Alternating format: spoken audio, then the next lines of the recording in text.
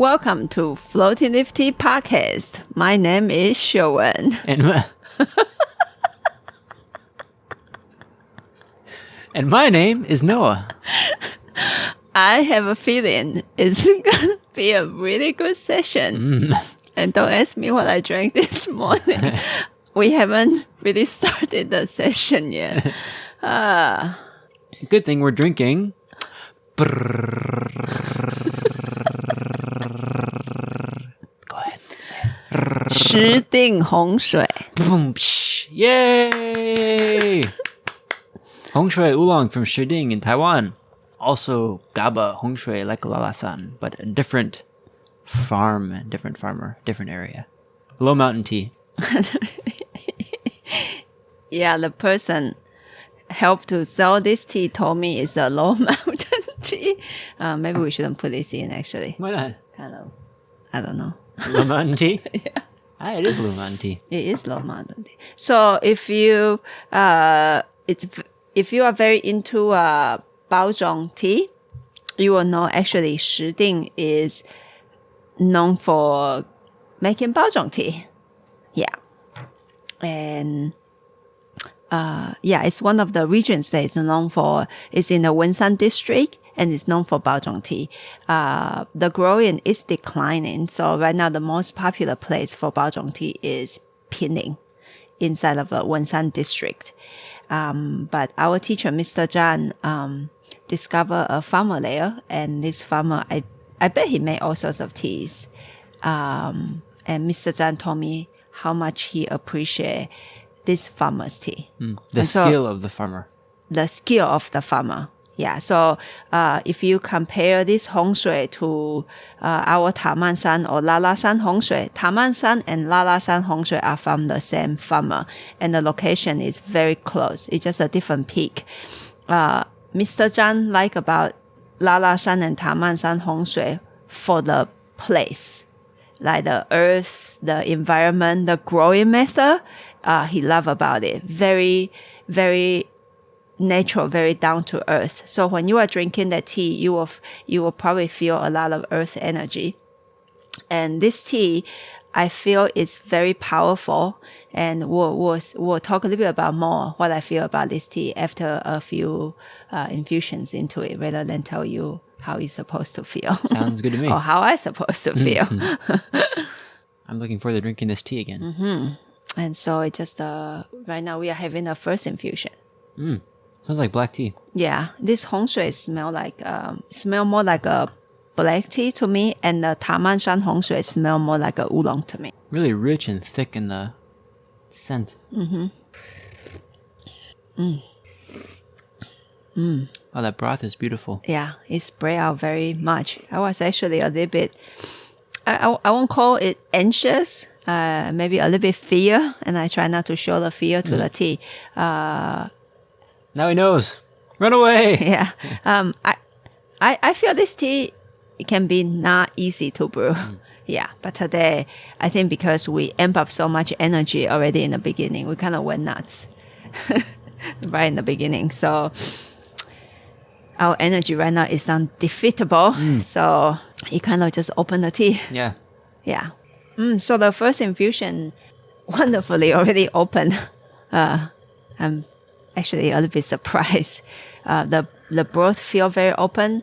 The physical energy on the broth also just moved down really well, and moved down to a lot of places in my body. It's actually it felt really good. Feels good. It felt really good.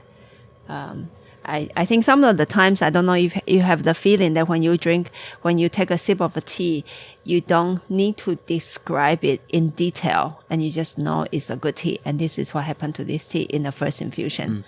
Yeah. And while we wait for the second infusion, we can probably just come out of the tea just a little bit and talk about why we were a little bit crazy, or I was a little bit crazy. That I couldn't stop laughing and stuff. It's because last week we went through our biggest ever Cyber Monday. And I want to thank all of you guys who placed the orders. it was beyond my expectation. It was 3 times more than my expectation, bigger than my expectation. So the feeling was excellent, and I am exhausted. Yeah, I am exhausted. We pretty much spent the whole week packing tea and try to take care of the store business too. So it had been, I have to say, it had been very intense. And I noticed that when I get tired, I go a little bit crazy. Yeah, and so somehow that we step into the recording space and set up the tea, and I just went crazy. Here you go. Yeah. We get here in the morning and leave at night, and we're packing tea pretty much the whole time. We stopped for lunch. But yeah, it was awesome. So thank you so much. Thank you. Mm-hmm.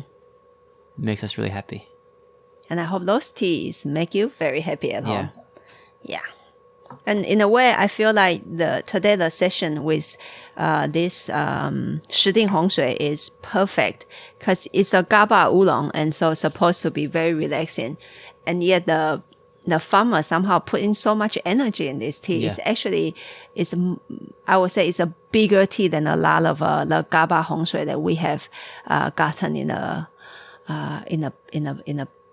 a paste. This tea has a lot of power, and yet it has GABA inside. I would say compared to Lala San has energy too, but very gentle and long lasting. And this one is power. It's a little bit more challenging of a tea. Yeah. Sometimes, Lala San Hong Shui and Taman San Hong Shui, you probably already notice if you have the tea, you probably notice that it's very hard to overbrew that tea. Like you can just soak it for a while and it's really hard to overbrew the tea. You will notice with this Shi Ding Hong Shui, you can overbrew the tea. It becomes really, really strong. And I think this is where it's challenging to me. Like, because I treat it more like the other Hong Shui and I can easily overbrew it. But it doesn't mean you should brew it for a very short time though.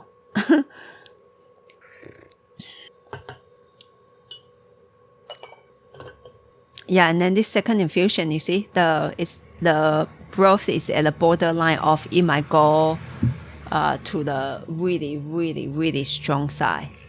Yeah. Huh? It's strong. Yeah, it's strong. I almost feel like maybe don't cook it like that over the kettle. Okay. So what happened is I put the teapot back on the tea kettle. Some of you guys actually drink tea with us in person, and you know how much we like to heat up the tea. So we'll see if this tea like that. Almost a lot of teas like that. Our oolongs and our pu'ers like to be open with heat and with a lot of heat, and we'll see if this tea need that much heat. What do you feel like the second infusion? Pretty strong. Strong, huh? Yeah, pretty strong. Mm-hmm. As I said earlier on, I think it's on the borderline of it getting a little bit too strong for my taste. Yeah. Yeah. And then when I brew it, when the liquid is too strong, I think it also simultaneously call out a lot of energy from the tea. So the physical sensation sometimes can be, so the first infusion is strong and very well connected. And the second infusion, the energy is strong and on the rough side. Yeah. Almost overwhelming. Yeah. And so I know some of you guys like really, really strong teas, and then by all means you can brew tea this way. Normally when I'm looking for a strong energy tea, I want it to, within the strongness, there should be a container rather than it running wild in my body. I personally don't, I would say that I don't like to handle those kind of teas in my body. And you can see that in a lot of oolong and pu'er teas. Some of the pu'er teas, the energy is so crazy. I actually, my body said, I don't like that, you know. And so let's see, this third infusion, I will just put in some intention to bring out the roundness to see if I can do that. What do you feel? The smell on the third infusion? A bit quieter, huh? Yeah, already a lot quieter. Yeah. And for those of you who are listening out there, I don't know if you believe in this. I would say many years ago when I brew tea, I I won't say if I believe or not. I just didn't put that many thoughts, and I refused to put in these kind of thoughts into the tea, because I wanted the tea to unfold on its own. I want the tea to be truly itself. And today I actually, during this recording, I told you I put in intention, I want the tea to be rounder. And this is quite a new thing to me. That I deeply believe the tea brewer has a huge influence in the tea, and I feel it's okay. It's actually okay to have influence from the tea brewer, because at the same time, I have a friend who I drank tea since I opened the store. He walked into my shop and tried to find a baozhong and share some tea with me. And so I have known this friend for a long time, and he has a huge capacity in tea, in a lot of things actually. And I noticed that he brewed tea very well. And for this past few years, we get closer and closer, including we went to tea classes together in Taiwan. And I started to really pay attention to his capacity in tea brewing. And during one private session, I thought he brewed tea the best out of the three of us, me and Noah and him. And then he came back and he totally got into that thinking of it's not fair to put in our influence into the tea. And I thought that's a very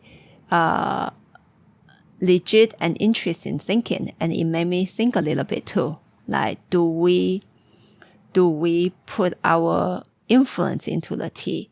And I thought about it, and I thought, well, we can't not do that. Yeah. It's natural in there. So what he was doing is, after he thought about it, he unpurposely blocked himself to connect with the tea. And for my taste right now, I think his tea is lacking something. But I think it's part of his discovery journey. I won't say it's wrong. I think he's trying to prove something. And I like that.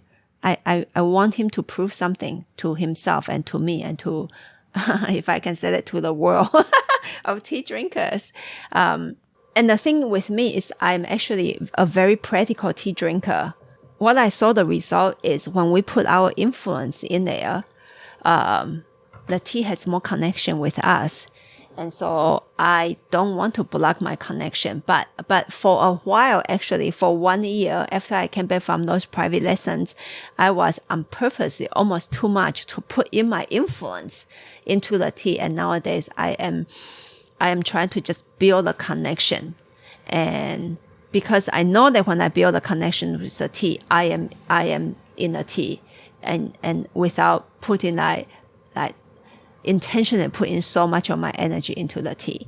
And I'm actually quite enjoy seeing the result. Without the tea brewer, there's no tea. True. Right? Without the tea brewer, there's no tea to drink. It's just dry tea leaves. Yeah. When the friend first started this form of conversation, when he said it's not fair that we put in our influence, and I thought about it, and I told him at that time, I said, I don't think that's not fair. I think tea is a beautiful, in a way, a result between human and the plant. Cause I feel like, sure, the earth did something already. The rain, the air, the nutrient in the earth, that I guess human directly and indirectly actually put in the influence. For example, it depends on if the farmer decided to spray, But the moment when the farmer picked the leaves, and then he or she started to process the leaves, there is human influence in a leaf. Yeah. And then in oolong, there's also such a thing that there's a second part of a processing called tea roasting. It can be from the tea maker, and it can be from somebody else. And in this case, will be from our charcoal teacher, Mr. Zhan and Mr. Lai. They are not farmers, and they don't necessarily grow tea and process tea, but they choose good tea base, and then they want to alternate and make the tea better in their way. So for what I'm seeing is every single process and step of the tea journey itself, there is such a huge human influence into there. So I thought that my job as a tea brewer, I should call out the base of the tea and to see if it's almost like a piece of music, and that's what our tea brewing teacher told us, is that piece of music without performance, what do you think? Or with a bad performer and with an excellent performer, it's going to be a different result, while the music is the same. Well, nature is doing its thing all day, every day, right? Nature's always doing its thing.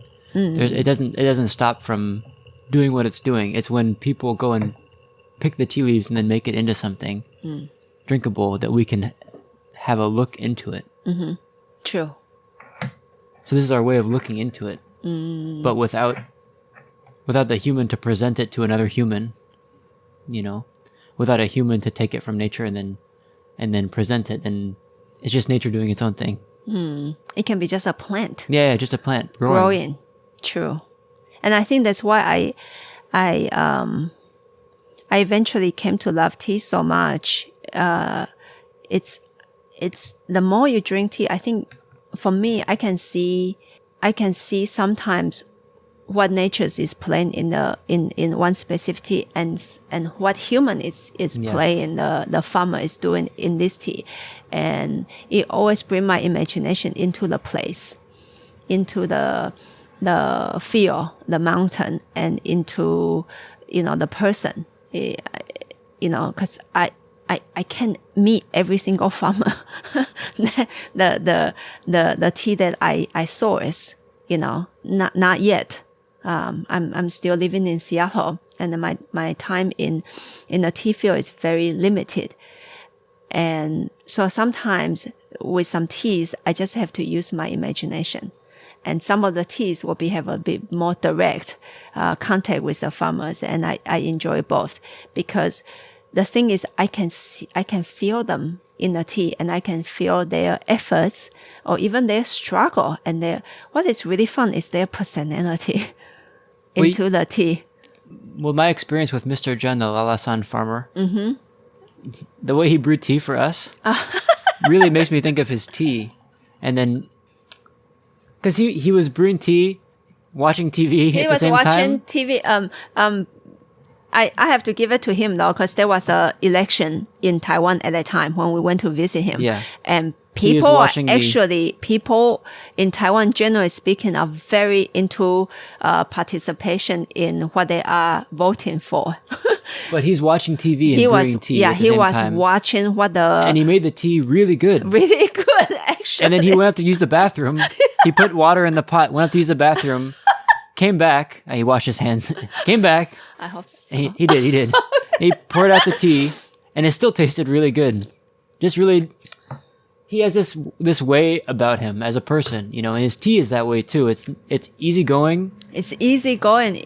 I hope a lot of you guys who are really into his tea will have a chance to drink his tea, drink tea with him in person. You will really see his cuteness in his tea. And even if you don't get to drink the tea with him in person, to know him through the tea, he's really like that. Yeah, he's really like that. The tea is so, you just put that tea in a pot and brew it for as long as you want. You can put a lot of leaves, you can put not very many leaves. It's really, really easy going. And the story that it tells is really soft and gentle and happy. Yeah. And then this tea, even though I haven't met this farmer, I can feel the farmer's presence in this tea. He's probably a very particular kind of person. Yeah, and he's a very strong person. Yeah. I would love to meet him. Yeah. And the story it tells is much different, even though it's the same style of tea. Yeah. True. And the story that the land is telling is a lot different too. Yeah. Mm-hmm. almost I can feel the land in this Shi Ding Hong Shui is older. Yeah. And it's rougher, and it carry a lot of history. And on the top that the farmer also is I would say, yeah, he's a very particular person. I can almost see his face with a certain style of wrinkles on his face. Yeah, totally. And the Lala San Hong Shui, I feel the earth is very open. It's very joyful. It feels young. It feels like a young mountain. But I'm not sure if it's a very young mountain, actually. And the farmer that I can confirm, because we went to hang out with him for like a whole afternoon, a whole morning, pretty much the whole day. And he's just a sweetheart. Yeah. We actually give him a nickname. We call him the Taiwanese Taiwan Santa Claus. Taiwan Santa Claus. He's just so sweet, and it doesn't mean that he doesn't have his own ways to. He's starting trying very hard to make a good GABA Hong Shui for people. He's very proud of what he's doing, and yet at the same time, you can totally see that he's more relaxed. He's like almost like that. I'm going to try hard, and if it doesn't come out, just keep going. Like with his coffee, he's very particular about the way that he makes his coffee. Yeah. And he made a really good cup of coffee, but you can tell he's also playing. Yeah.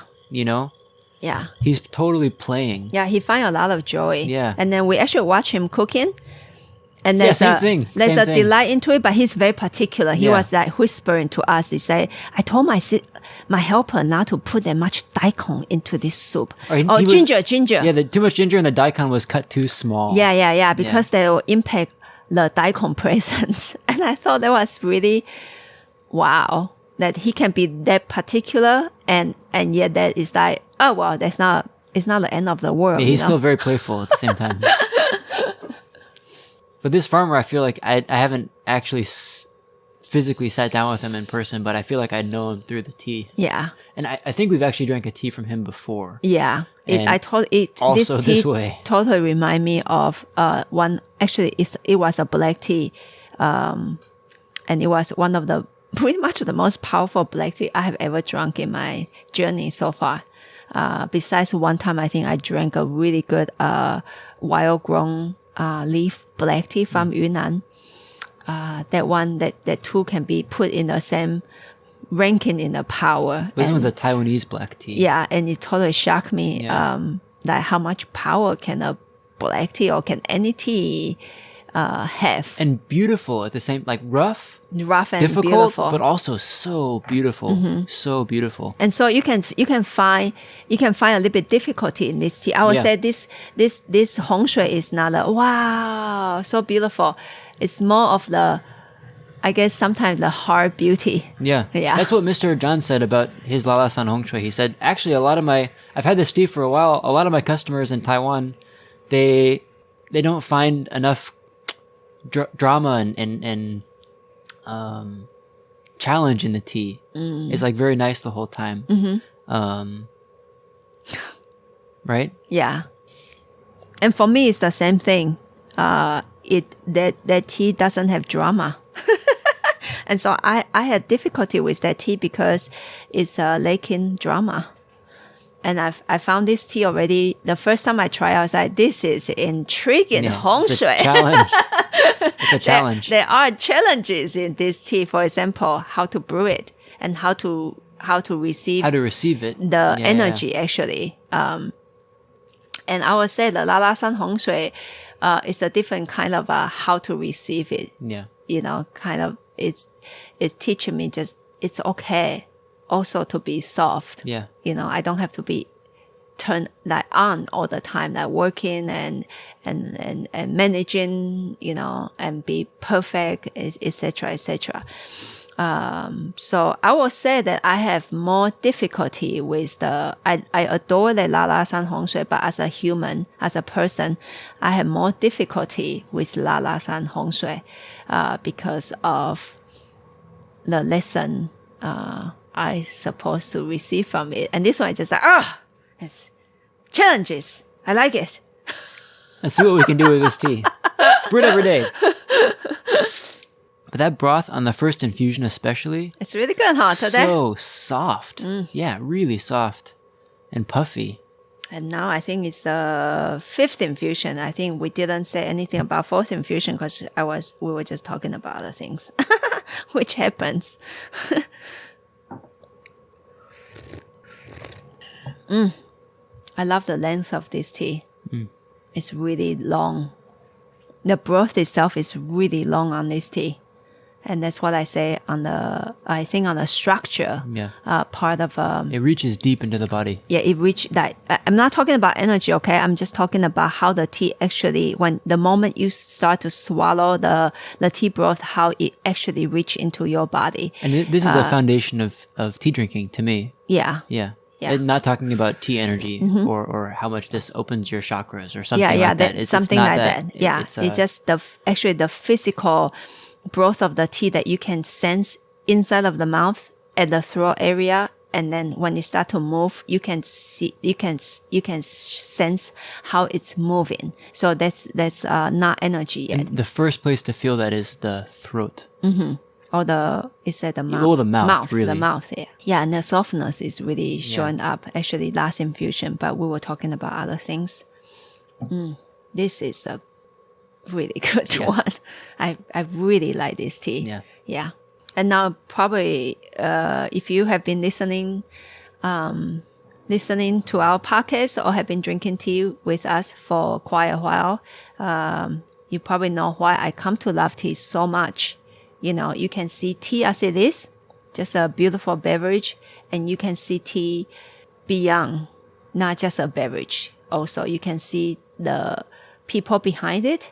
You can see your own struggle behind it. You can see your wonderful connection with it. So it's not all negative or positive. And I love to learn from tea is from the positive turnouts and from the negative turnouts when I have a tea session and trying to learn.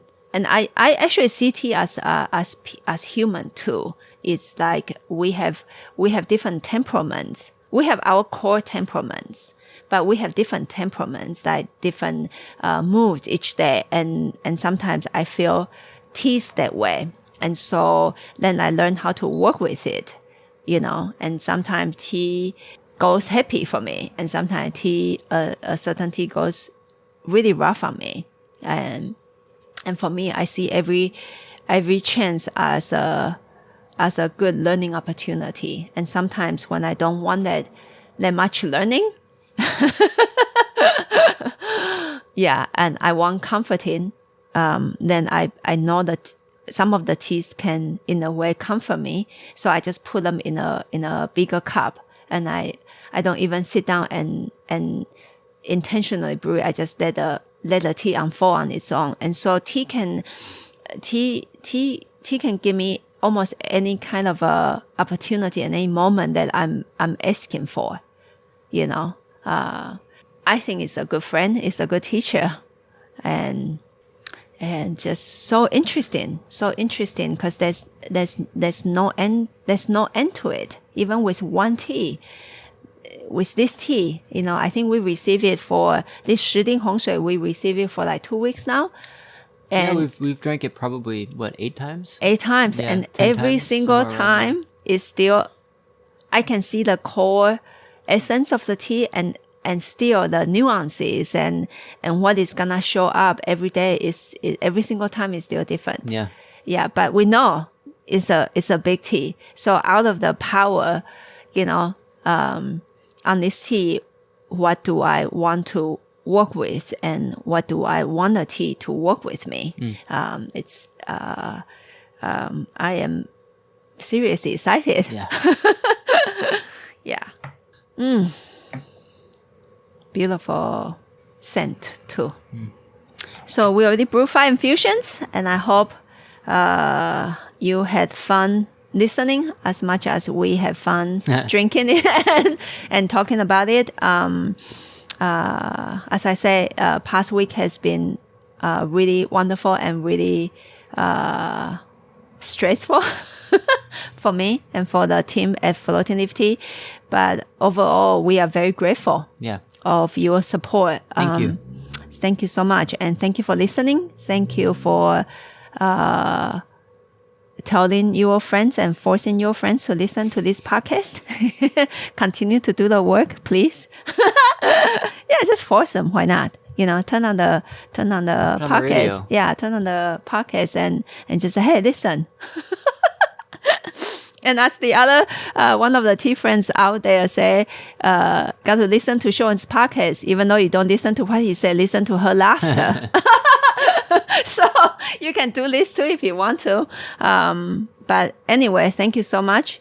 And please check out our website, floatingleaf.com, because winter tea, not just winter tea is coming.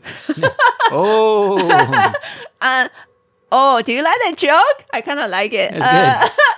Until next time, we'll see you on Monday. Happy tea drinking. Bye. Bye.